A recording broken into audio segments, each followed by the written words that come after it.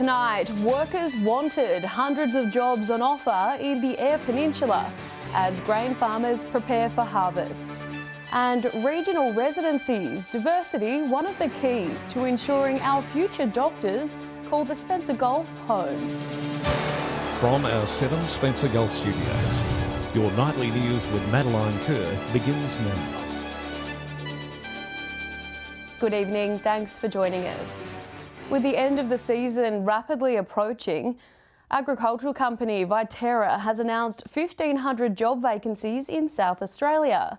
The upcoming harvest is forecast to be above average, with crops already well established. And for those who want to be involved in the grain industry, now is your chance. Grain trucks are being filled to the brim. This year's harvest already shaping up to be an above average season. Now grain handlers are looking for people to join their ranks. We've currently got 1,500 jobs vacant for harvest, the upcoming harvest, which we're looking to fill across the state, both in South Australia and also in Western Victoria as well. We've got a number of sites over here that have jobs going. Leading agriculture company Viterra offering up a range of jobs suited for all demographics. We've got jobs working inside and outside, people classifying the grain as well as working out on bunker sites and also working in terminals as well. So great opportunity for grain nomads, people travelling, retirees. It's a part of their annual harvest recruitment drive, and thanks to some recent rainfall, the state is expected to crop around 1 to 2 million tonnes above normal. We've got an above average crop ahead of us, which we're planning for at the moment. Current conditions are looking really good. There's been plenty of rainfall.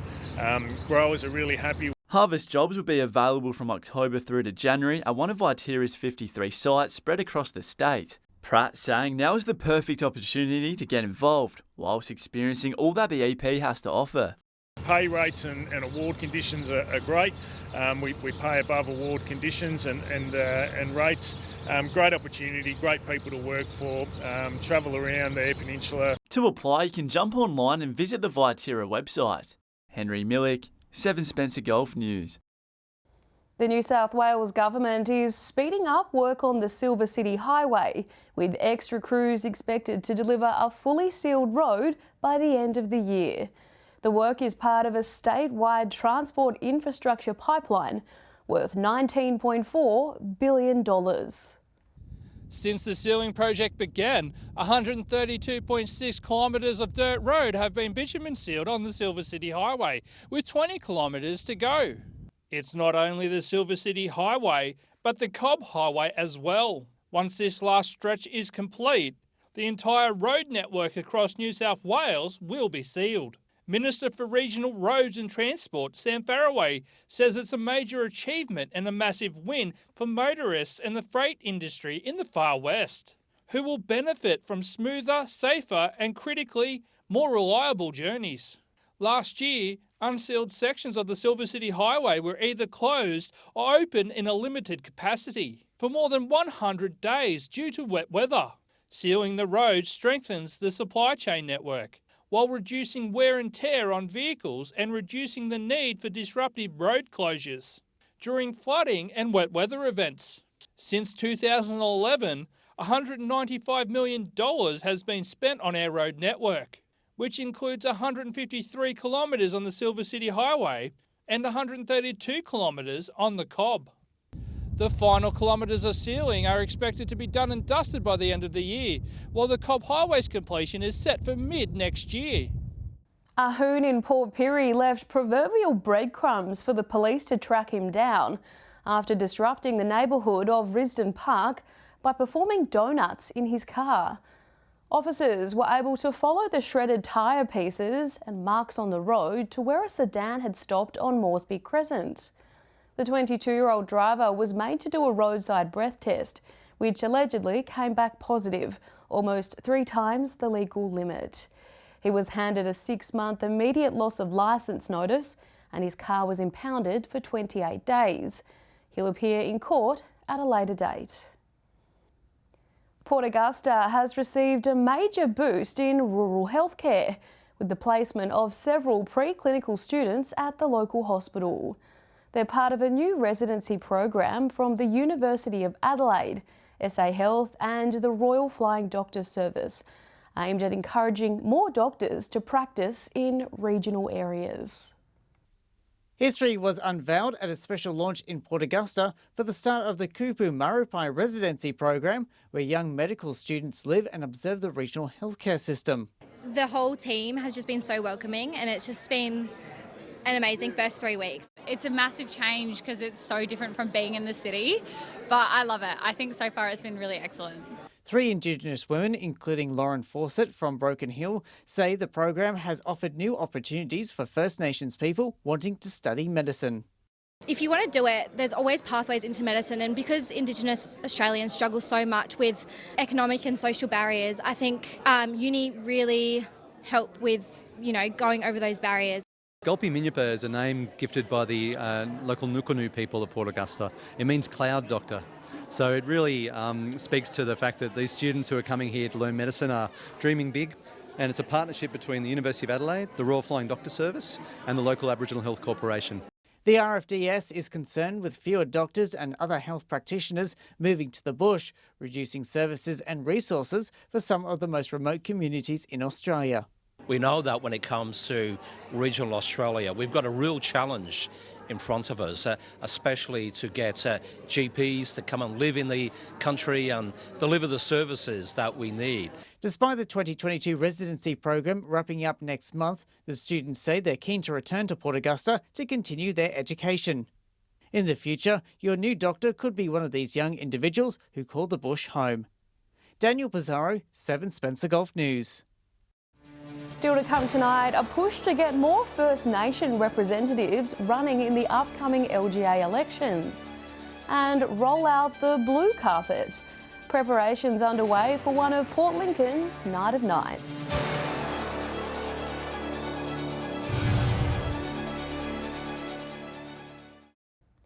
Welcome back. With South Australia's local government elections rapidly approaching, Port Augusta City Council and the state government are urging locals to put their hand up and run for a spot. Meantime, we can exclusively reveal one Spencer Gulf Mayor has confirmed he's aiming for re-election. Port Augusta City Council held its last monthly meeting before going into caretaker mode on August 23rd, ahead of the local elections beginning in mid-October. Mayor Brett Benbow says the council is ready for the caretaker period, but insists many functions will continue as normal. Major decisions in relation to contracts or future works can't be made during that caretaker mode. And it's also important that any elected person currently that is running as a candidate stays within line with the caretaker mode. An area of particular concern has been the lack of Indigenous participation in council elections, with a call to action from Port Augusta City Council and the state government. Given the percentage of the Aboriginal population here in Port Augusta, it would be great to see Aboriginal people on the council.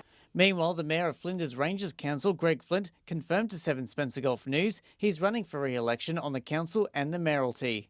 Yes, I'll be throwing my hat in the ring. It's one of those unfortunate things that when we've done so much recently, that people are happy with how council is operating. And unfortunately, when that happens, people are not really. Nominations for council open on August 23rd before closing on September 6th. Daniel Pizarro, 7 Spencer Gulf News.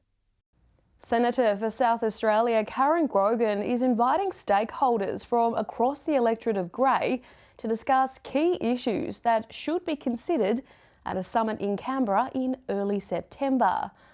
Roundtable meetings will be held in Whyalla, Port Augusta and Port Pirie early next week. The Senator says locals should attend as they can offer their unique perspectives relating to issues in remote and regional South Australia. Senator Grogan will be in Whyalla at Eddie Hughes' office on Monday, with the other 2 meetings being held on Tuesday. Those interested in heading along can contact the Senator's office. The glitz and glamour will be on full display in Port Lincoln at the end of the month, celebrating the 10th Fame Awards. It's Port Lincoln City Band's major fundraising event, showcasing the best original short films and music videos from the region's local talent. Lights, camera, action. The stars of the Eyre Peninsula will be out in full force, celebrating a decade of the Fame Awards. This year, organisers have ditched the red carpet, opting for a winter blues theme. Walk the blue carpet this year in your best winter blues or as your favourite movie star. You're going to see all of the entrants, the finalists of the film and music entertainment categories up on the big screen. Judges will have their work cut out for them this year, with a range of new and old entrants submitting high-quality works. Huge variety of entrants on the short film and the music video. So there's going to be something for everybody. We've got animation, we've got thrillers, we've got a bit of humour. Those in attendance will have the chance to vote for the People's Choice Award. And seeing that it's the 10th year, an extra special accolade will be handed out. We're going to also this year give a Hall of Fame Award for a couple of volunteers that have been with us for the last 11 years and 10 fames and going above and beyond their call of duty. The night will be served up as a cabaret-styled event, offering food and drinks during intermission, with plenty of time left to secure your seat. There is a cab, so it is a cabaret event, so you need to either grab a seat or a table. If we sell out downstairs, we may open seats upstairs. They are available online, or pop into the Nautilus and see the girls there. Tickets are $45 for adults and $25 for children. The night will be held on Friday the 26th of August. Henry Millick, 7 Spencer Golf News. Stay with us after the break, why a pellet plant in Whyalla will be out of action for the next few weeks. And a big turnout for a book launch in Broken Hill.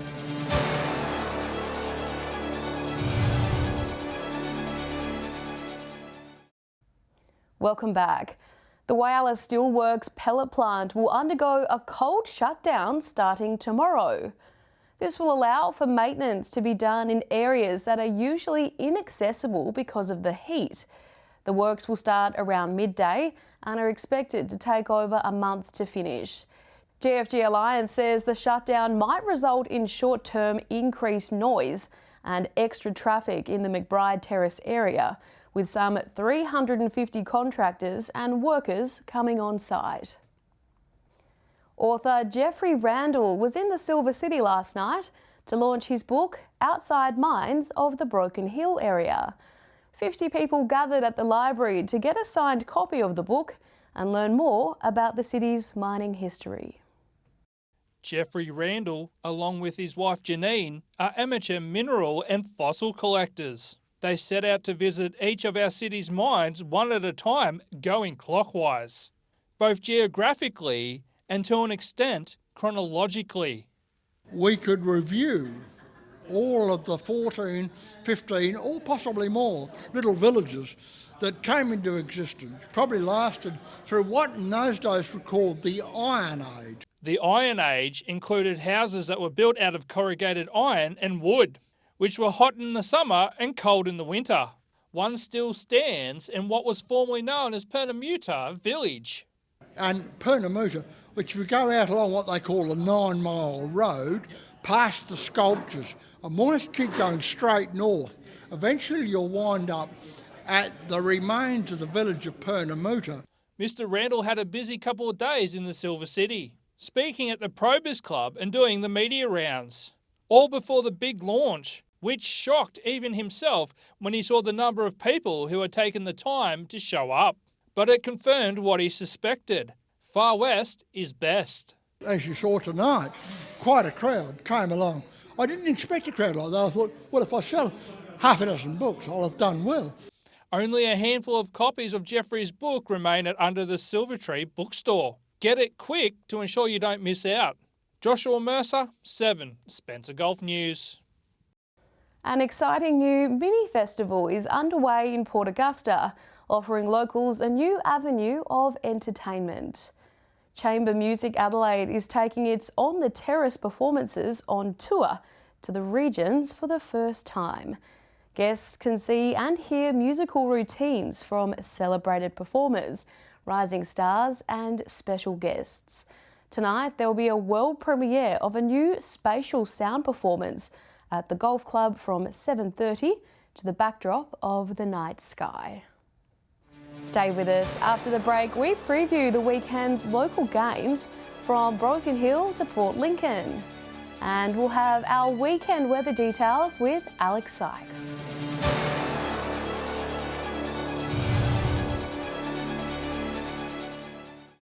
Welcome back to 7 Spencer Golf News. Teams at every rung on the local footy league ladders will go into this weekend with plenty of gusto, all fighting to assert their dominance over their opponents. Tasmans will be back at 100% capacity, hoping to make up for last week's loss. Welcome to Port Lincoln Footy Tips. We kick things off at Poole Oval, where Boston's are hosting Tasmans. Boston's got close to their first win on the weekend, but it's going to be very different this week. Tasmans, they've got a full team back. They're going to be fighting fit. I'm going to tip them to win this one by a big margin. In the next game, we've got the informed Lincoln South hosting Marble Range at Centenary Oval. This will be a great game to come and watch. I can't see Marble Range dropping their first game. They're going to win this one in a close one by 2 goals. In the next game, we've got Mallee Park hosting Waybacks. This one could really go either way. If Mallee Park get any chance to making finals, they really got to win. And Waybacks, if they want to make an impact, they also have to win. Waybacks should get this one, and I'm going to tip them, but in a close game by less than a goal. Hello and welcome to round 15 of SGL football. Well, with just 2 rounds to go, things are getting really interesting. Solies make the trip this weekend to Port Augusta to face West on Central Oval. Solies are flying at the moment, sitting in top spot, and should account for West pretty easily. Here in Pirie, we've got the 2 matches. Here at Memorial Oval, we've got Lions up against South. The Lions have lost 4 of their last 6 and will be looking to get back in the winner's circle, but will find it tough work against the strong South side. I'm going to tip South.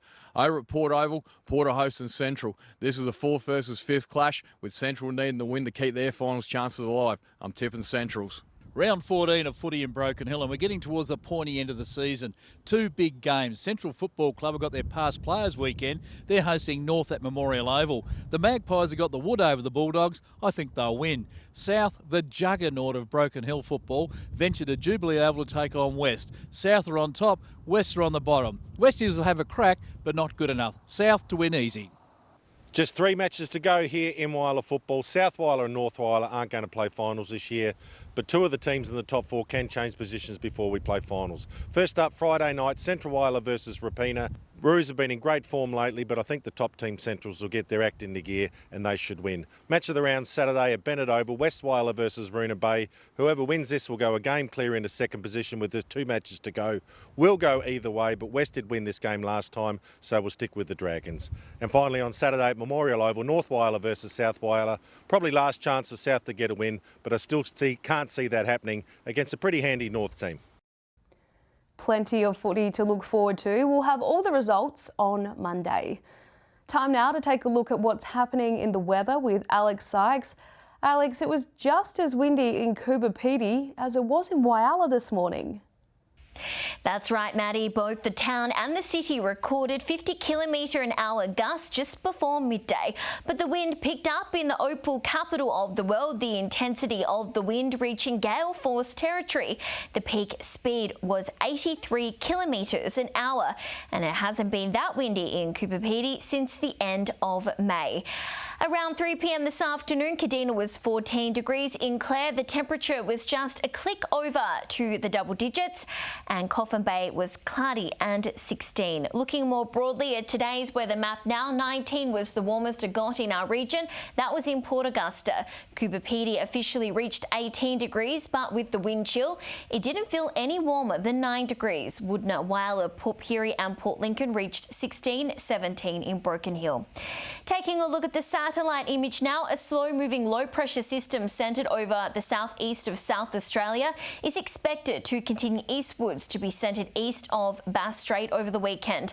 A high-pressure ridge will move over the west during the weekend and move slowly eastwards early next week.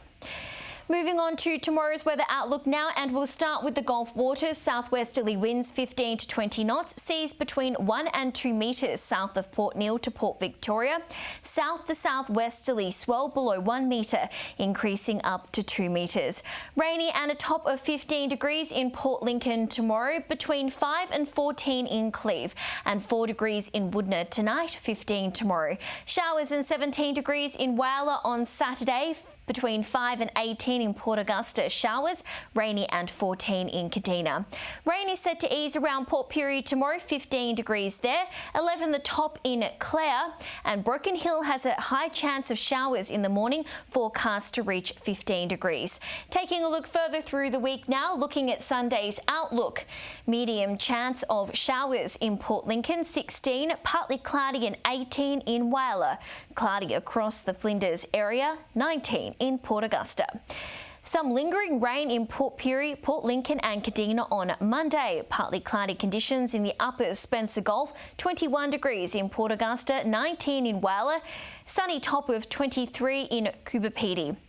Moving on to Tuesday's outlook, partly cloudy with some light winds around Broken Hill, 17 degrees, 18 in Whyalla and Port Pirie, 20 the top in Port Augusta. Port Lincoln has a slight chance of a shower at this stage, set to reach 17 degrees. And that's all the weather from me for tonight, Maddie. I'll have an update a little later, but for now, it's back to you. Thanks for that, Alex. And that's the local news this Friday. I'm Madeline Kerr. But from all of us here, thanks for joining us. I'll have updates a little later, but until then, enjoy your evening. Good night.